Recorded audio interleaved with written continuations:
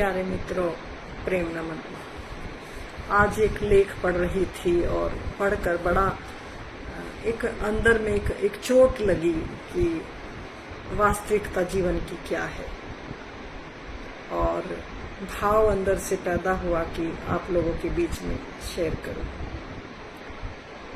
एक बड़ा ही दौलतमंद सेठ था, बेइंतहा दौलत उसके पास थी, लेकिन फिर भी अंधी दौड़ में दौड़ता रहा,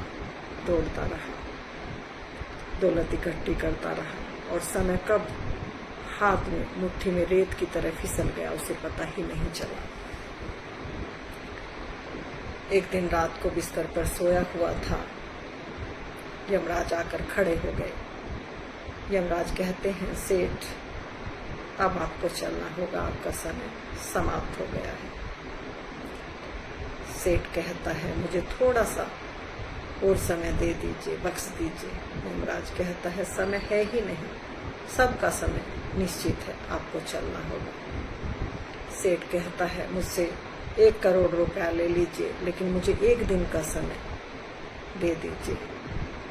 यमराज कहता है, समय है ही नहीं, आपका समय समाप्त हो गया है। सेठ कहता है, मुझसे 2 करोड़ रुपया ले लीजिए, मुझे 3 घंटे का समय दे दीजिए।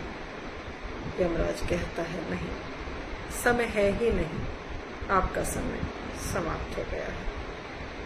अब सेठ कहता है, मुझसे 5 करोड़ रुपया ले लीजिए, लेकिन मुझे 1 घंटे का समय दे दीजिए, ताकि मैं अपने जरूरी काम निपटा सकूं, जो निहायत ही जरूरी है, जिनको मैं सोच रहा था कि आज नहीं कल, कल नहीं परसों करूंगा, लेकिन मैं कर नहीं सका।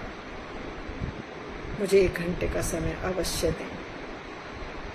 यमराज ने कहा, नहीं, समय आपका है ही नहीं, समय निश्चित है सभी का। यहाँ सबको समय के अनुसार यहाँ से चलना पड़ता है। तो सेठ हार गया, मृत्यु आ गई, मृत्यु जीत गई। सेठ के पंख पखेर उड़ गए, राम नाम सत्य हो गया। प्यारे मित्रों, कहानी काल्पनिक है या सत्य, इसमें तो मैं नहीं जाऊंगी, लेकिन यही जीवन की सच्चाई है कि समय रहते हमें वो जरूरी काम कर लेने चाहिए जो जीवन के लिए निहायत ही जरूरी है, और उस उद्देश्य को भी पूर्ण करें। मनुष्य जन्म क्यों मिला है, मैं कौन हूँ और कहाँ से आया हूँ, कहाँ जाऊँगा।